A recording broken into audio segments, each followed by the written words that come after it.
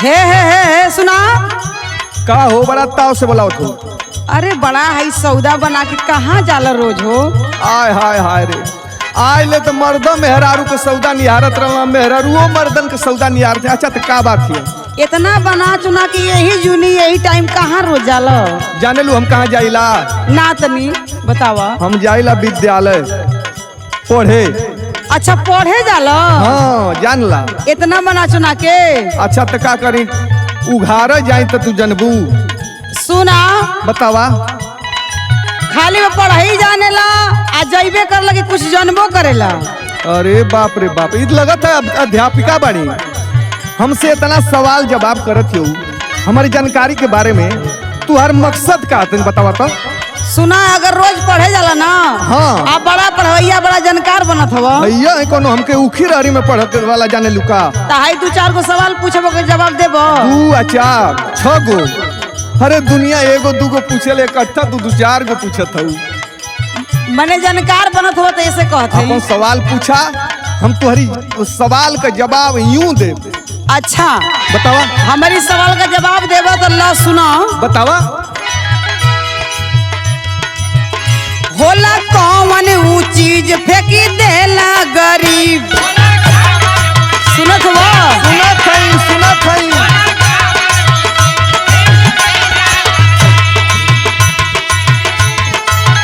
होला कौन ऊ चीज फेंकी देला गरीब? रखी लेला या मीरा जतना वैसे। ये सवाल है।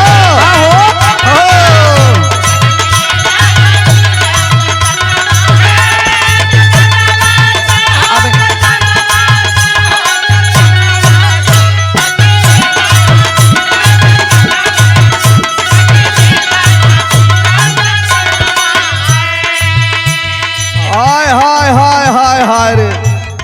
यह तू आज सवाल अड़कल रहा। हाँ हो ये सवाल रहा। अरे ये कुछ सवाल तो है दू चार में पढ़े वाला लड़का बता दिया।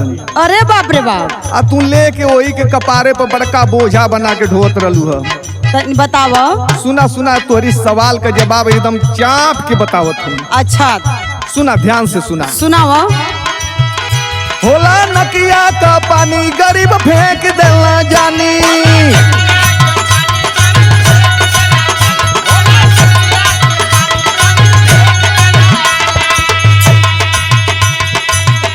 होला नकिया का पानी गरीब फेंक देला जानी। रखी ले लाए अमीर जतना वहीं से। जान गईलू? हाँ हो जान गई।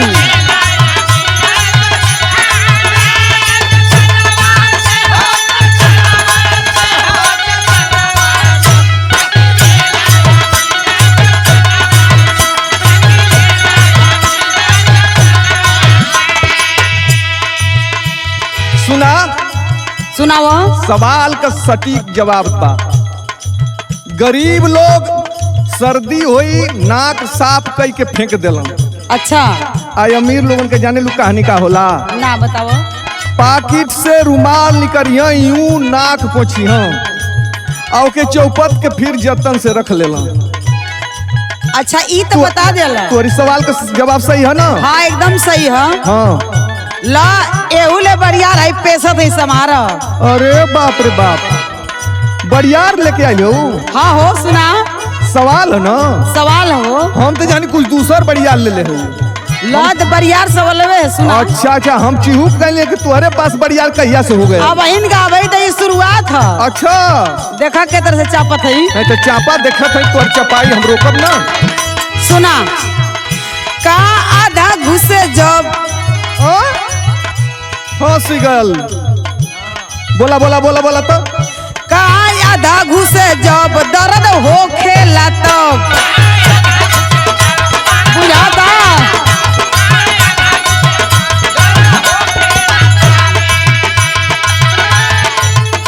का आधा घुसे जब दर्द हो खेला तब। का लागेला नीक पूरा गईला से।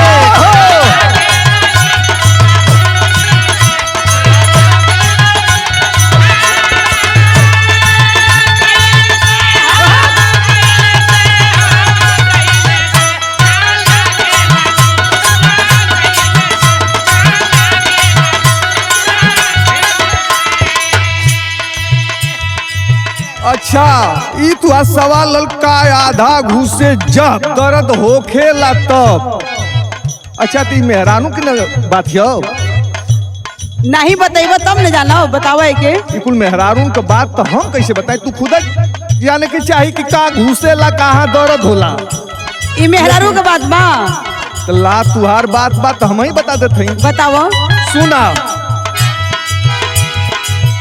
चूड़ी आधा घुसे जब, अच्छा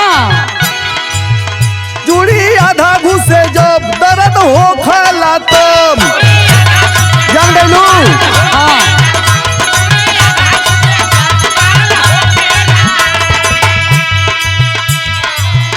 चूड़ी आधा घुसे जब दर्द हो खाला तब निक लागल चूड़ी पूरा गइले से।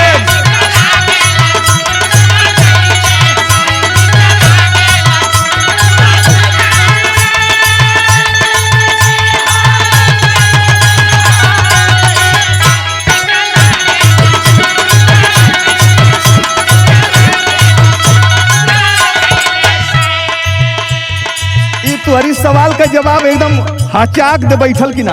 हाँ भाई हचाक से तो बैठा दे हला।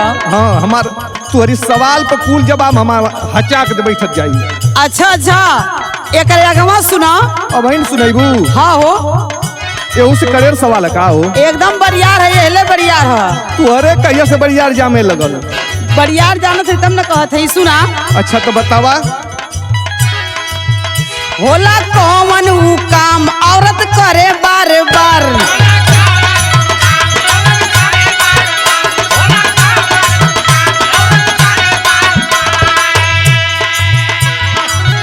होला कौन ऊ काम औरत करे बार बार। मर्दा एक बार करे जतना वैसे।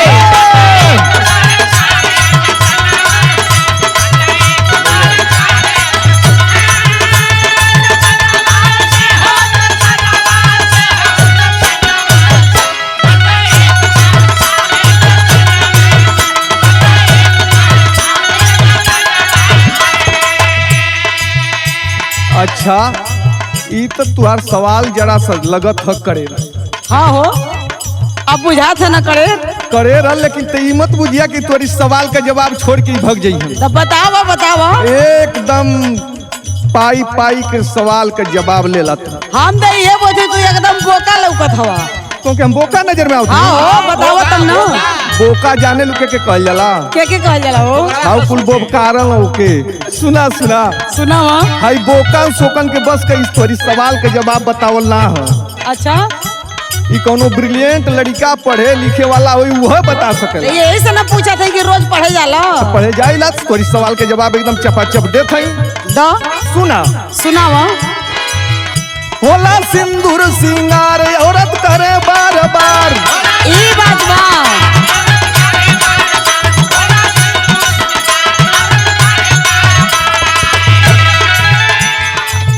होला सिंदूर सिंगार औरत करे बार बार। मर्दा एक बार करे सिंदूर दनवैना।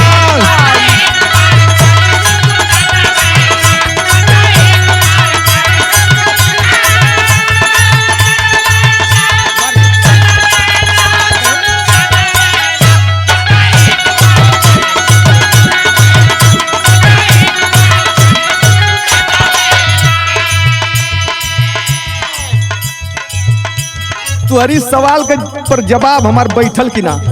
एकदम बैठल हो।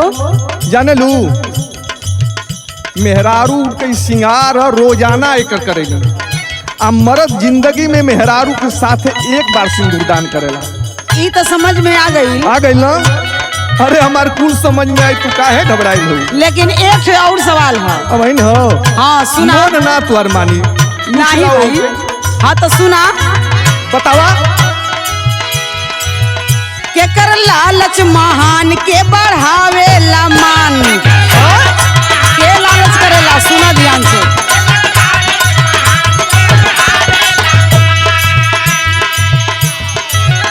के कर लालच महान के बढ़ावेला मान। के ई बोर देला कुल का पगरिए ना।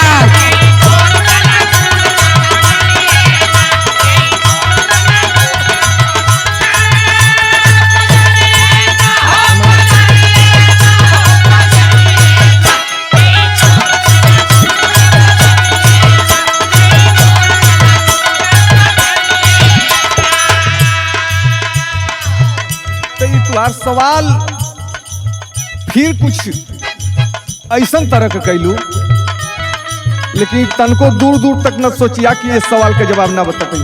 तब बताओ। एकदम एहू सवाल के एकदम रेलत हमार जवाब जाई। तो रेलो तनी बताओ तब न जानी। यह चापत है, तू बर्दाश्त करा। दमाद ललची बहान बेटी राखली मान। हाँ हो जानकार लगत हुआ। सुना सुना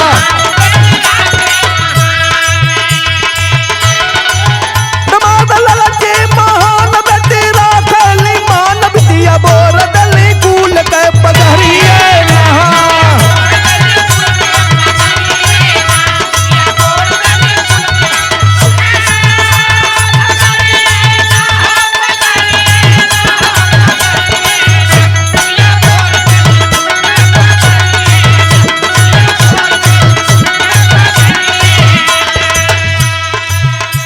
तो तुम्हारी सवाल में हमारे जवाब सटल की ना? एकदम सट गल हो। एकदम चपचपा के सटा दे।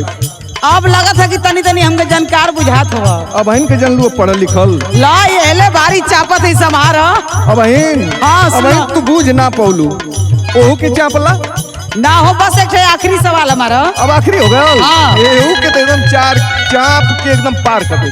अच्छा सुना। बतावा। भेद कैसे छिपा के, भेद कैसे बता के।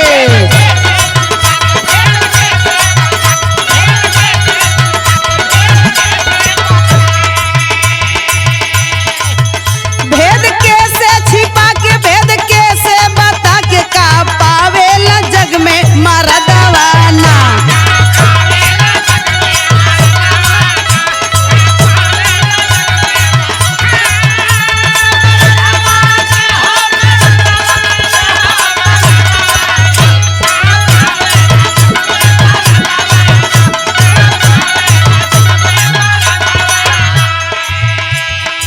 अच्छा अच्छा, सवाल ही आखिरी है तुहार। हाँ हो। तो एहू के एकदम मजबूती से लेला सवाल का जवाब। दो सुना। सुनावा। भेद भाई से छिपा के, भेद नारी से बता के।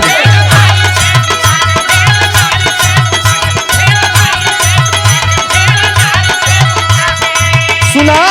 सुनावा। जे कोई मर्द दुनिया में अपनी सगे भाई से राज छुपौलस आ नारी से राज बतौलस, अच्छा उ भइल का? यह पूछलू हो। हाँ हो। सुना। सुनावा। भेद भाई से छिपा के, भेद नारी से बता के।